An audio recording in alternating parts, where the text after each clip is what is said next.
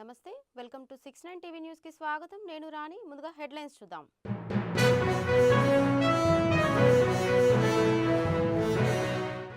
ప్రఖ్యాత తబలా విద్వాంసుడు జాకిర్ హుస్సేన్ కన్నుమూత అమెరికాలో చికిత్స పొందుతూ తుదిశ్వాస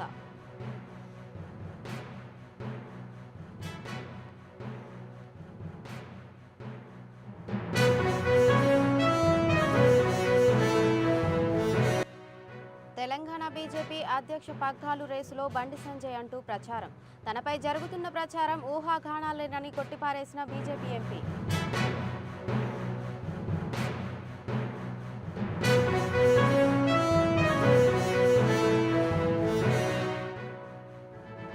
మంచు కుటుంబంలో మళ్లీ రగడ మంచు విష్ణు విద్యుత్ సరఫరా నిలిపివేయించాడని మనోజ్ ఆరోపణ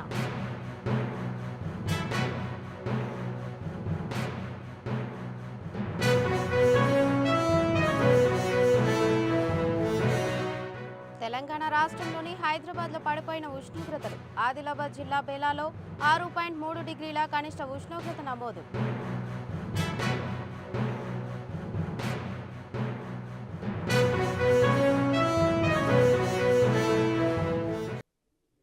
భారతదేశం గర్వించదగ్గ సంగీత కళాకారుడు ప్రఖ్యాత తబలా విద్వాంసుడు జాకిర్ హుస్సేన్ కన్నుమూశారు. ఆయన వయసు 73 సంవత్సరాలు. తీవ్ర అనారోగ్యంతో బాధపడుతున్న జాకిర్ హుస్సేన్ అమెరికాలో చికిత్స పొందుతూ తుదిశ్వాస విడిచారు. ఆయన మృతితో భారత శాస్త్రీయ సంగీత రంగంలో విషాదం అలముకుంది. కేంద్ర సమాచార ప్రసార మంత్రిత్వ శాఖ జాకిర్ హుస్సేన్ మృతిని నిర్ధారించింది. ఆయన గత కొంతకాలంగా హృదయ సంబంధ సమస్యలతో బాధపడుతున్నట్టు తెలుస్తోంది. వహతాజ్ అంటూ అప్పట్లో ఆయన నటించిన తాజ్ మహల్ టీ యాడ్ ఎంతో మందిని అలరించింది. గత 2 వారాలుగా ఆసుపత్రిలో చికిత్స పొందుతున్న ఆయన పరిస్థితి విషమించడంతో ఐసీయూకు తరలించారు. అక్కడ చికిత్స పొందుతూ తుదిశ్వాస విడిచారు. తొలుత ఆదివారం రాత్రి ఆయన చనిపోయినట్లు జాతీయ మీడియాలో కథనాలు వెలువడ్డాయి. అయితే వాటిని కుటుంబ సభ్యులు ఖండించారు. ఆయన ఆరోగ్యం అత్యంత విషమంగా ఉండడంతో ఐసీయూలో చికిత్స అందిస్తున్నట్లు తెలిపారు. తాజాగా ఆయన మరణాన్ని ధృవీకరించారు. జాకిర్ హుస్సేన్కు భార్య ఆంటోనియా మిన్నెకోలా, కుమార్తెలు అనిసా కురేషి, ఇసాబెల్లా కురేషి ఉన్నారు. 1951 మార్చి 9న జన్మించిన ఆయన లెజెండరీ తబలా వాయిద్యకారుడు, ఉస్తాద్ అల్లారకా పెద్ద కుమారుడు. ఇక తబలా మాస్ట్రోగా పేరుగాంచిన జాకిర్ హుస్సేన్ 7 సంవత్సరాల వయసులోనే తన కెరీర్ని ప్రారంభించడం విశేషం. తద్వారా చిన్నప్పటి నుంచే తండ్రి బాటలో నడిరాయించిన హిందుస్థానీ, క్లాసికల్ మ్యూజిక్, జాజ్, ఫ్యూజన్లో ప్రావీణ్యం సాధించిన సంగీత ప్రపంచంలో తనదైన ముద్ర వేశారు. ఆయన తన కెరీర్లో రవిశంకర్, ఆలీ అక్బర్ ఖాన్, శివకుమార్ శర్మతో సహా భారతదేశపు దిగ్గజ కళాకారులందరితో కలిసి పనిచేశారు. ఏ మా, Charles Lloyd, Bela Fleck, Edgar Meyer, Mickey Hart, George Harrison వంటి పాశ్చాత్య సంగీత విద్వాంసులతో ఆయన కలిసి పనిచేయడం ద్వారా అంతర్జాతీయ ప్రేక్షకులకు భారతీయ శాస్త్రీయ సంగీతాన్ని పరిచయం చేశారు. జాకిర్ హుస్సేన్ తన కెరీర్లో 4 గ్రామీ అవార్డులను అందుకున్నారు. ఈ ఏడాది ప్రారంభంలో జరిగిన 66వ గ్రామీ అవార్డులో 3 అవార్డులను కైవసం చేసుకున్నారు. అలాగే భారత ప్రభుత్వం ఇచ్చే దేశ అత్యున్నత పౌర పురస్కారాలు ఆయనను వరించాయి. 1988లో పద్మశ్రీ, 2002లో పద్మభూషణ్, 2023లో పద్మ విభూషణ్లను అందుకున్నారు.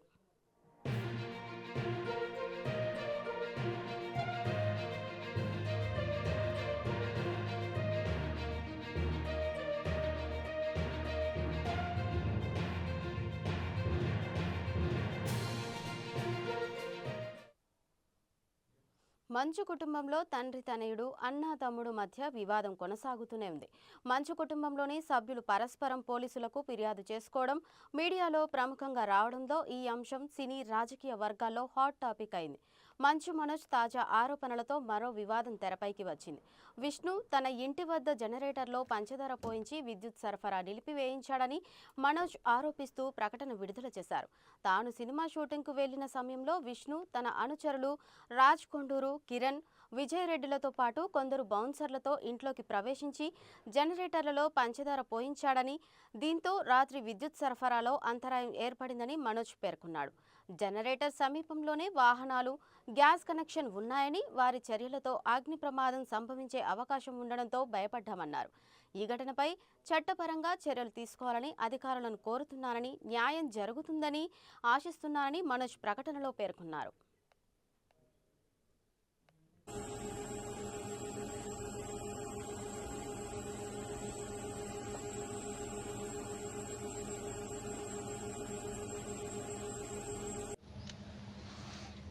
దీనివల్ల పోసారా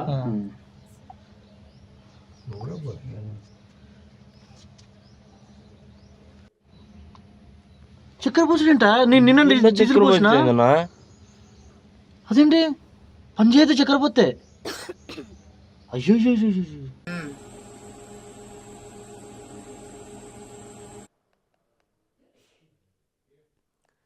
కేంద్ర హోంశాఖ సహాయ మంత్రి బండి సంజయ్కు మళ్లీ తెలంగాణ బీజేపీ పగ్గాలు అప్పగిస్తారంటూ కొద్ది రోజులుగా ప్రచారం జరుగుతోంది. ఈ నేపథ్యంలో దీనిపై బండి సంజయ్ స్పందించారు. తాను బీజేపీ అధ్యక్ష పదవి రేసులో లేనని స్పష్టం చేశారు. బీజేపీ నాయకత్వం తన పెద్ద బాధ్యతలు అప్పగించిందని, ఆ బాధ్యతలను సమర్థవంతంగా నిర్వర్తించేందుకు ప్రయత్నిస్తున్నానని పేర్కొన్నారు. తనకు పార్టీ పగ్గాలు అప్పగిస్తారంటూ జరుగుతున్న ప్రచారం ఊహాగానాలేనని కొట్టిపారేశారు. కొన్ని శక్తులు తప్పుడు ప్రచారం చేసి తనకు పార్టీకి నష్టం కలిగించేలా కుట్రలు చేస్తున్నాయని ఆరోపించారు. పార్టీ అధ్యక్షుడి నియామకంపై అధిష్టానం ఇంకా ఎటువంటి నిర్ణయం తీసుకోలేదని తెలిపారు. బీజేపీలో సమిష్టిగా నిర్ణయం తీసుకున్న తర్వాత అధ్యక్ష పదవిపై ప్రకటన చేస్తారని చెప్పారు. పార్టీ అధిష్టానం తీసుకునే నిర్ణయానికి అందరూ కట్టుబడి ఉంటారని తెలిపారు.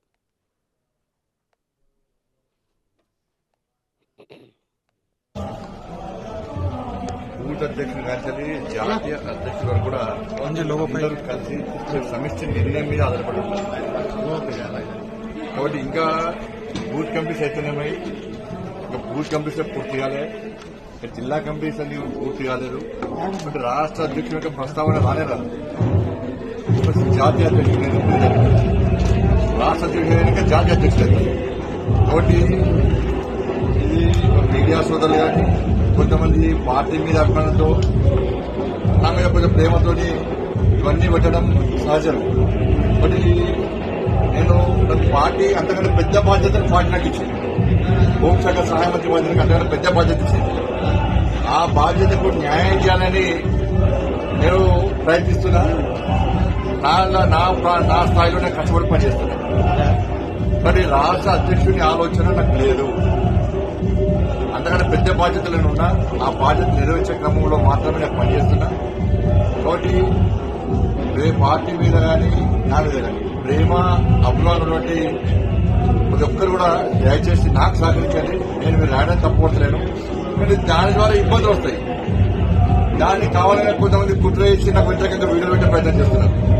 నేను రాష్ట్ర సచివులు అయితే వచ్చని చెప్పి దాని తప్పు వీడియోలు పెట్టే ప్రయత్నం చేస్తున్నారు. కాబట్టి ఆ లైన్లోనే నేను రాష్ట్ర అధ్యక్షుడు కావాలని ఆలోచన లేను. పార్టీ నిర్ణయము అధిష్టానం యొక్క నిర్ణయము ఇంకా తీసుకోలేదు. అందరు కలిసి సమిష్టిగా తీసుకుంటారు. కాబట్టి రాష్ట్ర అధ్యక్షుడు ప్రస్తావన లేదు. దయచేసి సోషల్ మీడియా ద్వారా కానీ మీడియా ద్వారా కానీ నేను రెండు చేతులు జోడించి మీరు విజ్ఞప్తి చేస్తున్నా. అటువంటి పెట్టడానికి ప్రయత్నం చేయకండి. మీరు పెట్టడానికి నేను ఏదో అహంకారంతో గర్వంతో మాట్లాడలేదు. దానివల్ల నాకు పర్సనల్ ఇబ్బంది వస్తున్నది, పార్టీ కూడా ఇబ్బంది వస్తుంది. నేను పార్టీ అధ్యక్షులు లేని చెప్పి సంఘటన చెప్పింది. మళ్ళీ కూడా మీ అందరి సాక్షిగా మీ అందరి సమక్షంలో మళ్ళీ విజ్ఞప్తి చేస్తున్నా. ఆ లైన్లో లేను. అంతకంటే పెద్ద బాధ్యతలు పార్టీ నాకు ఇచ్చింది కాబట్టి దానికి న్యాయం చేయాలని చెప్పి తాపత్రయంతో మాత్రమే తిరుగుతున్నా ఉన్నాను. కాబట్టి ఇవన్నీ వచ్చేది కూడా కేవలం ప్రచారం మాత్రమే, ఊహాగానాలు మాత్రమే. కాబట్టి దయచేసి అంతా సహకరించవలసిందిగా కోరుతున్నాను. దీనివల్ల నాకు పర్సనల్ డ్యామేజ్ అవుతుంది. పార్టీ కూడా ఇబ్బందులు వచ్చే ప్రమాదం ఉంది. కాబట్టి మరి దయచేసి అంతా సహకరించవలసిందిగా కోరుతున్నాను. రాజన్న సిరిసిల్ల జిల్లా బోయిన్పల్లి మండలం స్తంభపల్లి సాయిబాబా ఆలయంలో ఆదివారం రోజున దత్త పౌర్ణమి జయంతి సందర్భంగా శ్రీ శ్రీ శ్రీ దేవదాస్ స్వామి ఆధ్వర్యంలో దత్తాత్రేయ స్వామికి ఘనంగా పూజా కార్యక్రమం నిర్వహించడం జరిగింది. ఈ పూజా కార్యక్రమం అనంతరం దత్తాత్రేయ స్వామి జన్మదినాన్ని పురస్కరించుకుని దత్తాత్రేయ స్వామి ఊయల ఏర్పాటు చేసి దత్తాత్రేయ స్వామి పటం ఆ ఉయ్యాల్లో పెట్టి నామకరణం చేయడం జరిగింది. ఈ కార్యక్రమానికి భక్తులు అధిక సంఖ్యలో రావడం జరిగింది. ఈ కార్యక్రమంలో పులి లక్ష్మీపతి గౌడ్, కమలాకర్ రెడ్డి, రామకృష్ణ గౌడ్, గణేష్ గౌడ్, రాములు, శ్రీనివాస్ గౌడ్, శంకర్ యాదగిరి కరుణాకర్ మరియు ఇతర సభ్యులు పాల్గొన్నారు. జయ జయ హే జయములు కలుగును జయ జయ హే జయములు కలుగును జయ జయ హే పార్వతి పుత్ర వినాయక హే పార్వతి పుత్ర వినాయక హే పాపరహిత విఘ్నేశ్వర హే పాపరహిత విఘ్నేశ్వర హే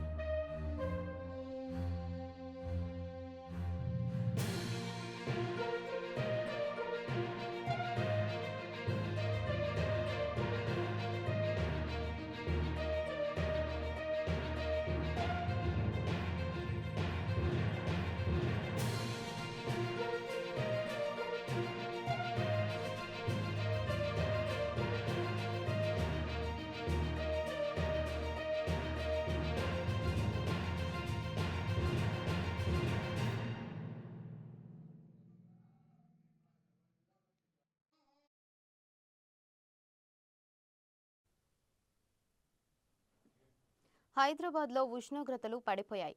మౌలాలి, హెచ్సియు ప్రాంతాల్లో అత్యల్పంగా 7.1 డిగ్రీలు, జీహెచ్ఈఎల్లో 7.4, రాజేంద్రనగర్లో 8.2 డిగ్రీలు, గచ్చిబౌలి 9.3, వెస్ట్ మారేడ్పల్లిలో 9.9, కుత్బుల్లాపూర్ 10.2, మచ్చబొల్లారంలో 10.2, శివరాంపల్లిలో 10.3, జీడిమెట్ల 11.4, బాలానగర్ 11.5, పటాన్చెరు 11.7, షాపూర్ నగర్ 11.7, లింగంపల్లి 11.8, బోయిన్పల్లి 11.9, బేగంపేట 12, ఆసిఫ్ నగర్ 12, నేరెడ్మెట్ 12.1, లంగర్ హౌస్ 12.2, మోండా మార్కెట్ 12.4, చందానగర్ 12.7, షేక్పేట 12.8, మాదాపూర్ 12.8, ముషీరాబాద్ 12.9, చంద్రాయనగుట్ట 13, కుక్కట్పల్లి 13.1, గోల్కొండ 13.2, సఫిల్గూడ 13.3, హయత్ నగర్ 13.3, ఉప్పల్ 13.4, మల్లాపూర్ 13.5, ఆదర్శ్ నగర్ 13.5 డిగ్రీల ఉష్ణోగ్రత నమోదైంది. ఉమ్మడి ఆదిలాబాద్ జిల్లాలో ఉష్ణోగ్రతలు కనిష్ట స్థాయికి పడిపోయాయి. ఆదిలాబాద్ జిల్లా బేలాలో 6.3 డిగ్రీల కనిష్ట ఉష్ణోగ్రత నమోదైంది. తిరుమలగిరిలో 13.6, చెర్లపల్లిలో 13.6 డిగ్రీలు నమోదయ్యాయి.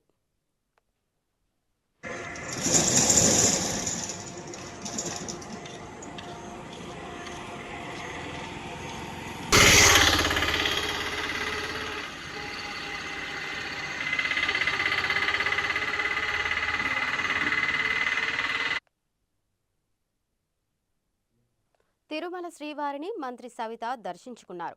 వీఐపీ ప్రారంభ విరామ దర్శన సమయంలో స్వామివారి సేవలో పాల్గొన్నారు. టీటీడీ ఆలయ అధికారులు వారికి స్వాగతం పలికి దర్శన ఏర్పాట్లు చేశారు. అనంతరం గర్భాలయంలో స్వామివారిని దర్శించుకున్న వారికి రంగనాయకుల మండపంలో పండితులు ఆశీర్వచనం చేసి స్వామివారి తీర్థ ప్రసాదాలను అందజేశారు.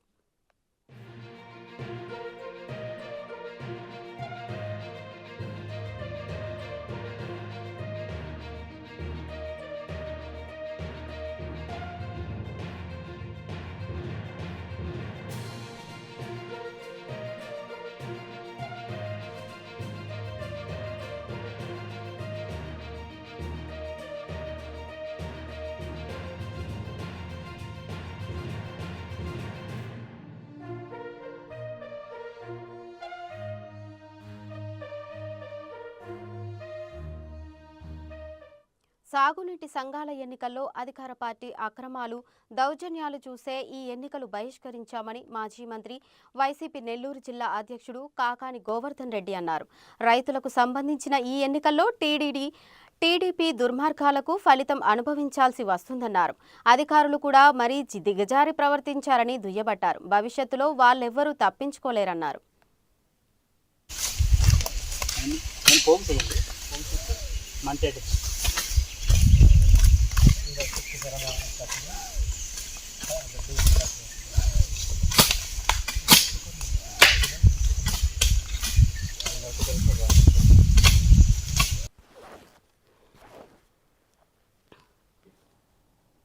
ఆరు 6,150 నీటి సంఘాలు ఉన్నాయి, సాగునీటి సంఘాలు. దాదాపుగా 49,000 టీసీలు ఉన్నాయి. అయితే ముందు నుంచే ఓటర్ లిస్టులు తయారు చేసే దగ్గర నుంచి తెలుగుదేశం పార్టీకి సంబంధించినటువంటి నేతల జోక్యంతో రకరకాలైనటువంటి అక్రమాలు చోటు చేసుకున్నాయి. ఎవరైతే పోటీ చేస్తారనుకుంటారో వాళ్ళ రైతులకు సంబంధించి వాళ్ళకు భూములున్న రైతుల పేర్లు తొలగించడం, ఓటర్ లిస్ట్ అనేటువంటిది ప్రచురించకుండానే అడిగినా సరే, ఆర్టీఐ యాక్ట్ కింద అడిగినా సరే ఇస్తాము, ఇచ్చాము, చూస్తాము అని చెప్పి అతను ఓటర్ లిస్టులు ప్రచురించకుండానే ఇబ్బందులు పెట్టినటువంటి పరిస్థితి. వీటన్నిటితో పాటు ఖచ్చితంగా నో అబ్జెక్షన్ సర్టిఫికేటు నామినేషన్ వేసేదానికి, నామినేషన్ వేసేటువంటి అభ్యర్థి దాన్ని ఇవ్వాల్సి ఉంది. దానికి 2-3 రోజుల ముందు నుంచే ఎన్ఓసీలకు సంబంధించి విఆర్ఓల దగ్గరికి వెళితే విఆర్ఓలు అసలు అందుబాటులోనే లేకుండా వెళ్ళిపోవడం జరిగింది. ఫోన్లు స్విచ్ ఆఫ్ చేసి ఎంఆర్ఓ ఆఫీస్కి పోతే విఆర్ఓ దగ్గరికి పోమంటాడు, విఆర్ఓ దగ్గరికి పోతే విఆర్ఓలు దొరకరు. రకరకాలైనటువంటి పాపం కొంతమంది తెలుసుకుని విఆర్ఓ వెళ్ళకపోతే మా దగ్గర సీళ్లు లేవు అని చెప్పని సంతకం పెట్టలేదు. దీంతోపాటు బెదిరింపులు, బ్లాక్మెయిలింగ్లు ఇవన్నీ చూసిన తర్వాత వైఎస్ఆర్ కాంగ్రెస్ పార్టీ ఒక నిర్ణయం తీసుకునింది. ఎందుకంటే స్థానికంగా ఉండేటువంటి నాయకులను ఇబ్బంది పెట్టడం, కార్యకర్తలను ఇబ్బంది పెట్టడం, వాళ్ళ మీద పోలీసు కేసులు బనాయించడం, వాళ్ళకి సంబంధించినటువంటి డాక్యుమెంట్లు ఇవ్వకపోవడం, తెలుగుదేశం పార్టీ నేతలు దౌర్జన్యంగా వ్యవహరించడం, ఇవన్నీ చూసిన తర్వాత నిర్ణయం తీసుకుని జిల్లాలకు సంబంధించి అందరి అభిప్రాయాలు తీసుకుని రాష్ట్ర వ్యాప్తంగా ఇదే విధంగా ఉంది అని చెప్పి వైఎస్ఆర్ కాంగ్రెస్ పార్టీ ఈ ఎన్నికలు తెలుగుదేశం పార్టీ ఏదో నియంతలాగా, మనం దేశాల్లో కొంతమంది మిలిటరీని అడ్డు పెట్టుకుని దేశంలో నియంతలాగా పాలించినటువంటి విధంగా ప్రభుత్వాన్ని అడ్డు పెట్టుకుని ఈరోజు పోలీసులను పురికొల్పి అధికారులని ప్రలోభపెట్టి అధికారులు ఏదో ఒక విధంగా భయభ్రాంతులకు గురి చేసి మేము చెప్పినట్టుగా చేయాలి అనేటువంటి ఆలోచనతో ఈ ఎన్నికలను ఒక ప్రహసనంగా మారినటువంటి నేపథ్యంలో వాటికి సంబంధించి చెప్పాం ఏమని, మేము ఎన్నికలు బహిష్కరిస్తున్నాం. ఎందుకంటే మాకు ముందే తెలుసు కూడా ఈ ప్రభుత్వం కోర్టును లెక్క చేయదు, కోర్టు ఇచ్చినటువంటి తీర్పును లెక్క చేయదు, దాని ప్రకారం నడుచుకోదనేటువంటి స్పష్టమైనటువంటి ఉన్నాయి కాబట్టే వాటికి సంబంధించి ఎన్నికలు బహిష్కరిస్తున్నాము అని చెప్పి చెప్పడం జరిగింది. ఎంత దారుణమైనటువంటి పరిస్థితి అంటే ఎన్నికల అధికారులకి అసలు ఏమీ తెలియదు. అంటే వాళ్ళు కనీసం శిక్షణ కూడా ఇవ్వలేదు. కారణం ఏమిటంటే మీరు నేరుగా వెళ్తారు, తెలుగుదేశం పార్టీ వాళ్ళు ఇచ్చినటువంటి నామినేషన్లు తీసుకోండి, మిగతా వాళ్ళు నామినేషన్లు ఇచ్చినా తీసుకోబాకండి, ఆ పక్కన తెలుగుదేశం వాళ్ళు కూర్చొని నామినేషన్ తీసుకోండి అంటే తీసుకోవాలా, ఎవరన్నా ఉంటే వాళ్ళు తీసుకుని ఆ నామినేషన్ చించేస్తే గమ్ముగా పోవాలా, పోలీసులు ఏదన్నా మాట్లాడితే నేరుగా జీపీకి ఇచ్చండి, తీసుకెళ్ళి పోలీసు.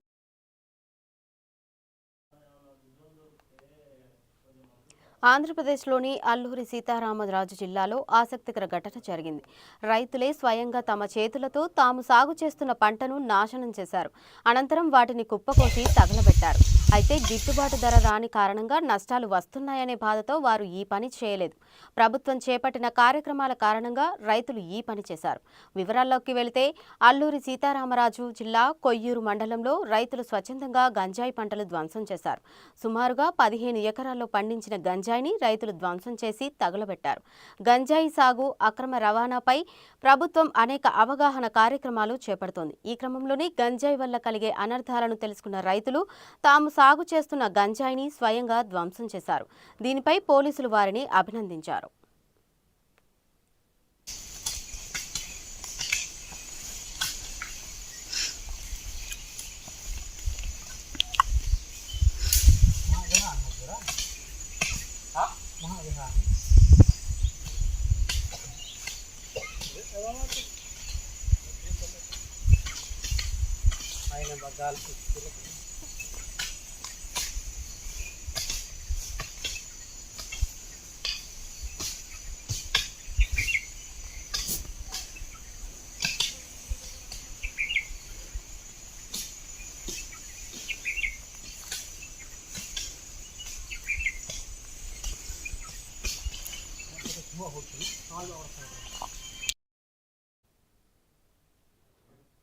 ఆయనో రైతు.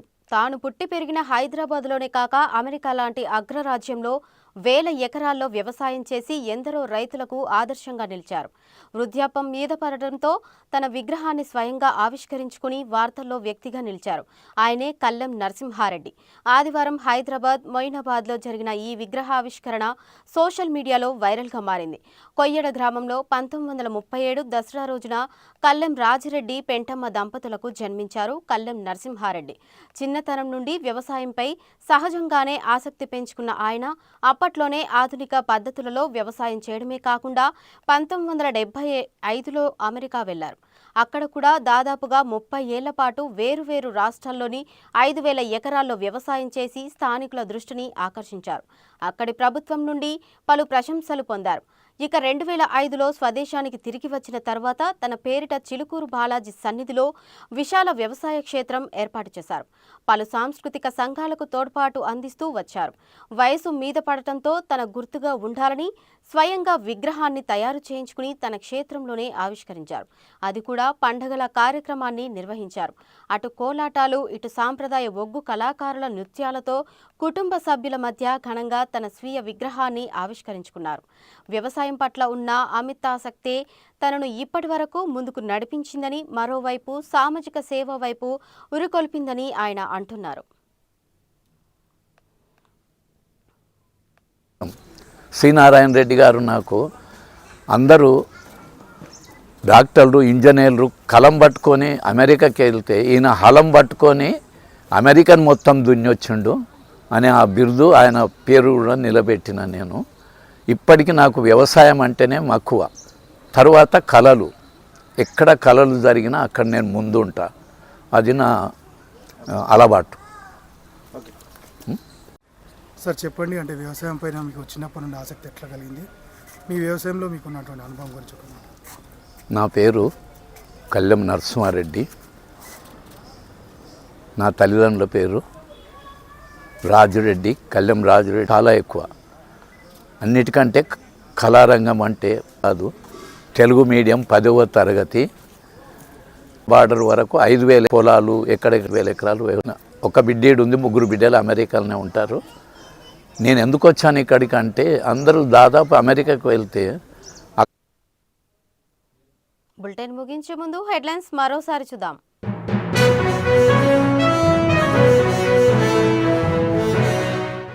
ప్రఖ్యాత తబలా విద్వాంసుడు జాకిర్ హుస్సేన్ కన్నుమూత. అమెరికాలో చికిత్స పొందుతూ తుదిశ్వాస.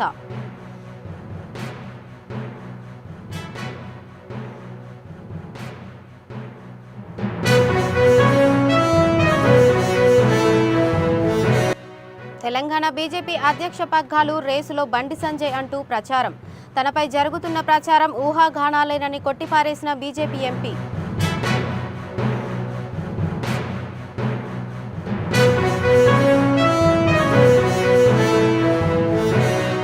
మంచు కుటుంబంలో మళ్లీ రగడ. మంచు విష్ణు విద్యుత్ సరఫరా నిలిపివేయించాడని మనోజ్ ఆరోపణ.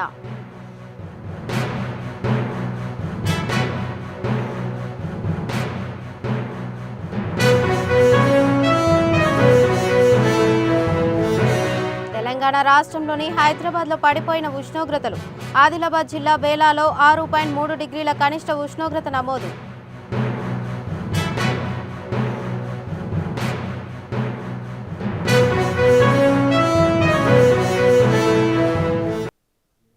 ఇవి ఇప్పటివరకున్న అప్డేట్స్. మరిన్ని అప్డేట్స్ కోసం చూస్తూనే ఉండండి 69 టీవీ న్యూస్.